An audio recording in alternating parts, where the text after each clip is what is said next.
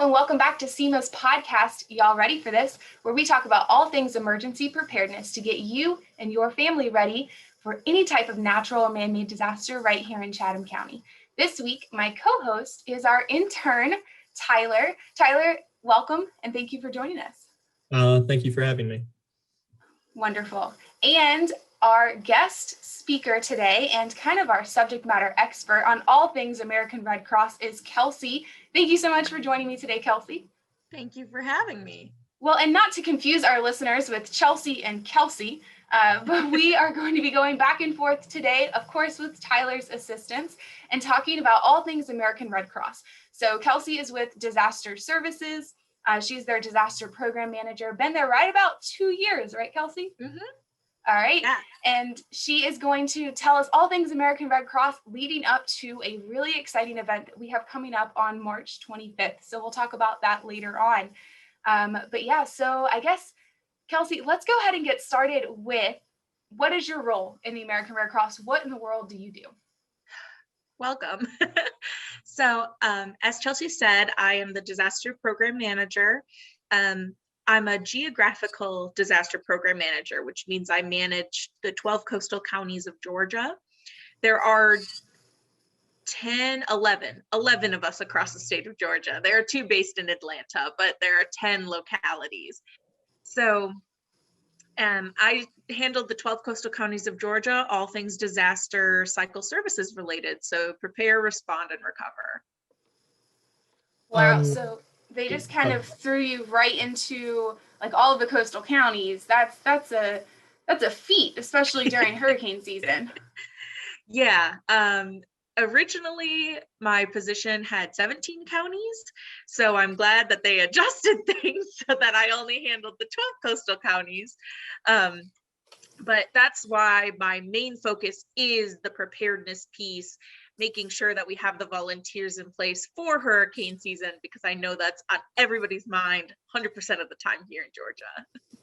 Oh my goodness, 17 counties. Yes, I'd be grateful that they brought it down too. My goodness. Yes. Go ahead, Tyler. You mentioned respond and recover. Would you mind talking a little bit more about what you mean by that? Yeah, so a lot of people, when they hear the Red Cross, if they don't think about blood services, which is completely separate from disaster services, they typically think of the large natural disasters that occur across the U.S. Multiple hurricanes hitting the Gulf Coast, wildfires out in California and Oregon, snowstorms that are ravishing the Southwest. There's a lot going on all the time as far as natural disasters go. And we respond to those natural disasters. We will provide sheltering, food, clothing, all across the US for those large disasters. What people don't always know is that we work with those small disasters too. Severe weather we've had recently, we will provide shelters if we need to, again, the feeding, the clothing. But we also do even smaller. We do the single family fires, the multi-family fires that occur every day in Georgia. Georgia typically sees about an average of 14 to 15 home fires a day, especially during the winter. We're pretty busy all the time. Tornado touched down recently, so we're working with those families to make sure everybody is safe and well. Sounds like we were pretty lucky with those tornadoes, at least here in Georgia, that it was mostly farmland, so not a whole lot of homes affected, which we're very grateful for. As far as the recovery piece goes, they kind of go hand in hand. You see that we don't just hand people money and say, good luck, so long, farewell. We work really hard to make sure that they have referrals in place. If we provide financial assistance, they have to meet certain qualifications, of course. And we will provide that financial assistance, but we don't just walk away from that and say you have 2 days in a hotel, that's what you get. We will work with them to make sure that they have a recovery plan, that they know what their next step should be. If they're thinking, oh, well, I really need a pair of work boots. We can work with community resources to see if we can get a pair of work boots, either discounted or as a referral from Salvation Army or Goodwill. We work really hard to make sure that they have the capability to recover, and that they're not just going to be homeless after a couple of days.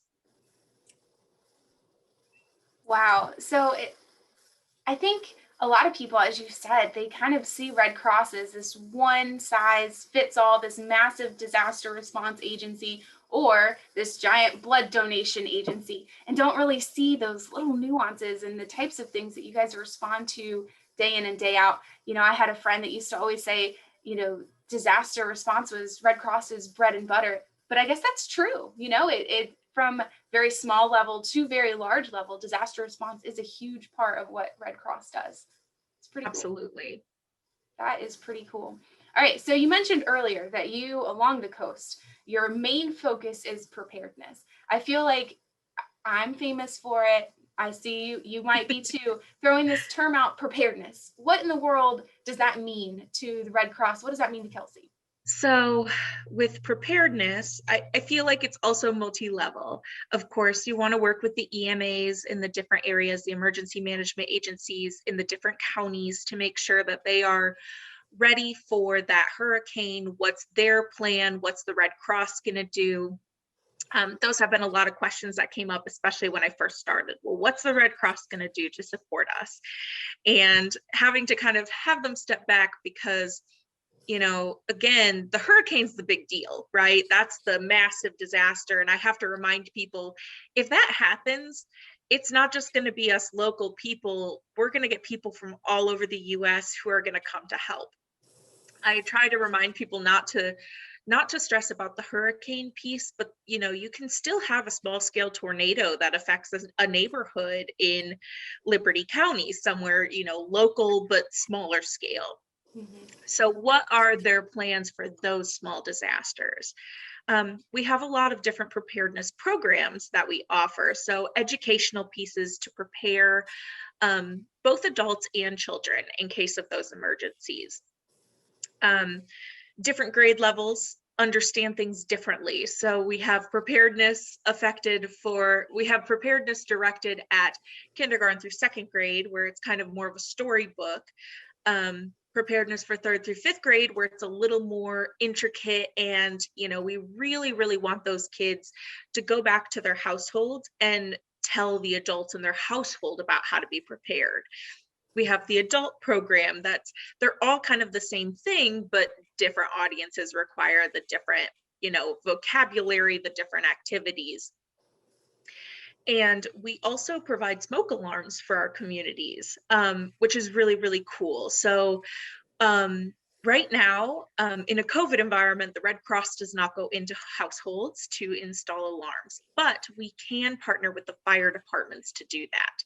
So right now, the fire departments in certain communities around Georgia are going into the households and installing the smoke alarms.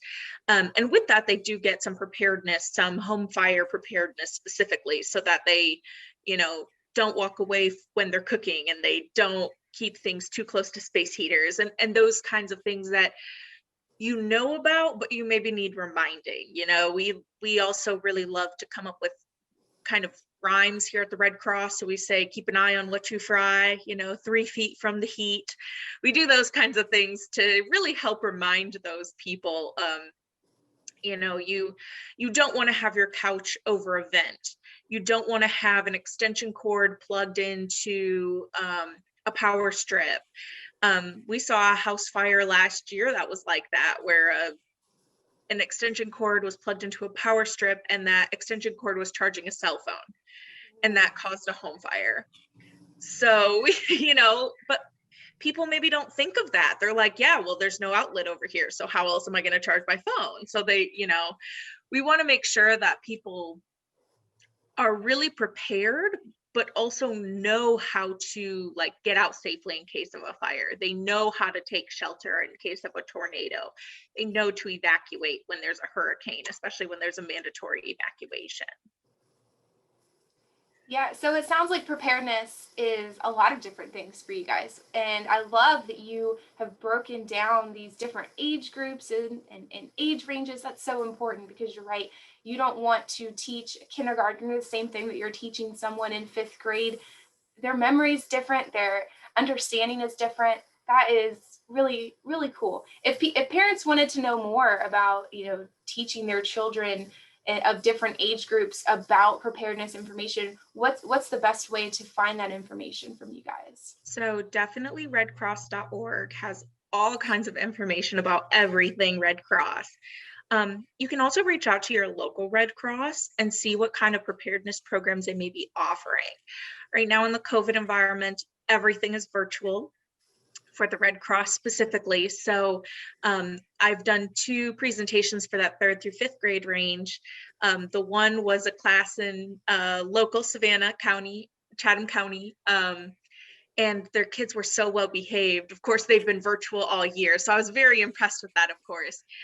The other was in Glynn County, which is a county south of us, and actually I taught all 4 classrooms because they're in person. So they had me up on their big screen, and all the teachers muted their kids, so I couldn't hear them or anything, but that was really fun and very different, but it's a fun way to learn. So there's always the chance that the Red Cross locally for you will be able to provide those opportunities for your students. Oh, how cool to see Kelsey in like a big screen and teaching. Yeah, it was fun. I was trying to teach people about tornadoes, so I was having them do different hand motions, and it was fun watching all the students do these hand motions, because of course I'm in the back of the classroom where I can see them, but I'm projected at the front of the classroom, so it was very confusing. That is awesome. I love it. I love it. So our residents are so used to hearing that they should be prepared. From the Red Cross perspective, why is it important to be prepared? I think that the most important thing is we want to reduce injury and reduce fatalities. That's something that we see quite often in disasters, in home fires.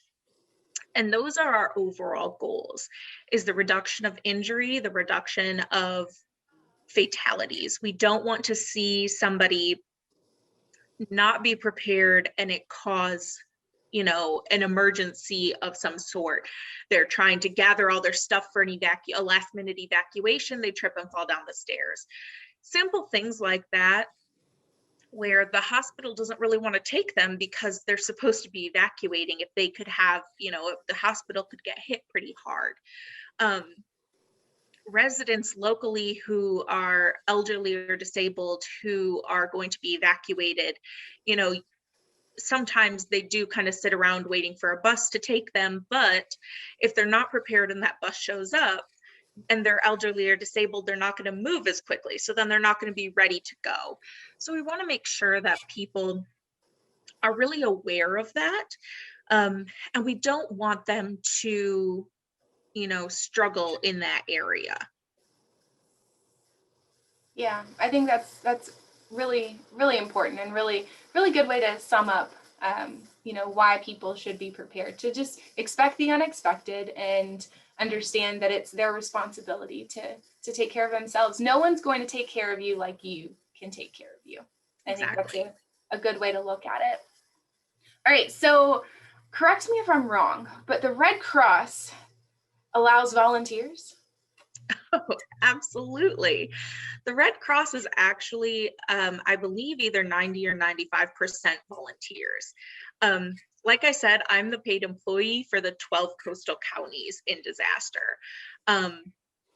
The Red Cross really has a handful of employees across the state. I'm always impressed with how many employees we actually have because we have so many really great volunteers. So locally, we have quite a few that are very dedicated, run the fire calls regularly, work on our trailers to make sure we're prepared for hurricane season, work on our shelter list, things of that nature. We also have volunteers who work for the whole region. So our region is the state of Georgia, and they will help manage those fire calls because, like I said, we get an average of like 14 or 15 a day. That's a lot to deal with. I was just on an information and planning meeting. So we have volunteers who deal with the financial aspect of disasters, with the situational awareness of disasters. So we have these volunteers, they do all this stuff. A majority of people who go on disasters, like the large, hurricanes that hit the Gulf, the wildfires out in California, those are primarily volunteers. We sometimes get the ability to step away from our regular job and go out there, but not often because we have so much that we have to continue to work on at home. So we're very fortunate to have all of these volunteers that want to do this work, and it's awesome. That is amazing. So if someone wanted to become a Red Cross volunteer, what do they need? Where do they need to go? So redcross.org, there's a place that says become a volunteer. The application is completely online. You submit an application. Usually within about a week, you get a phone call or an email from somebody, especially here in Georgia. They're pretty quick about things. And they try and find a good fit for you. So if you think, yeah, I really want to do fire calls, and then you're like, well, I really don't want to get up at 2 a.m. to do those fire calls, they can find something else for you to do. So that's not going to be, the 2 a.m. wake up call that you don't want. If you're really, really good at logistics, you've worked in a warehouse your whole life, or, that was your primary job. You're perfect for our logistics team, or if you're really detail oriented, maybe you want to be in our sheltering team. There are different things that you can certainly do. We always have a need. Wonderful. So let's talk about our class coming up on March 25th. What is this class, and what are people going to gain from it? Yeah, so our March 25th class is going to be that adult preparedness course. It's called Be Red Cross Ready. It covers the basics of get a kit, make a plan, and be informed. So our overall preparedness kit really focuses on if it's not an instant disaster, if you've got a little bit of time, if your hurricane warning didn't come in 2 hours ago and you got to go. You don't want to use the kit in case of a home fire, or you keep it somewhere else besides your home. That those are not the types of emergencies you want a kit for necessarily.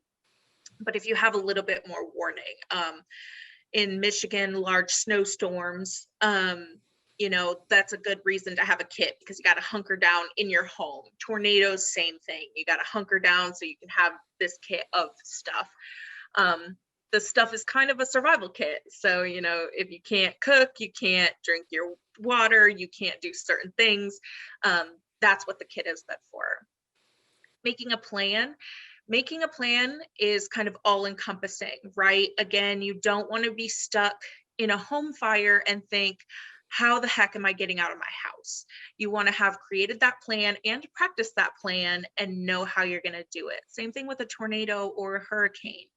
How are you getting to safety if these things are happening? Do you have a plan? Do the other people in your household know about that plan? And then be informed. Our local emergency management agencies on Facebook are very, very good about updating all of that information. Red Cross has apps that you can download too. I have one on my phone. I get notifications all the time for it.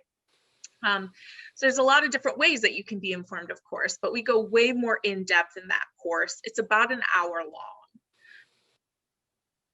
Wow, so I am really looking forward to this class. It's going to be on CEMA's Facebook page on March 25th from 6:30 to 7:30 p.m. You will get to see mine and Kelsey's beautiful faces again.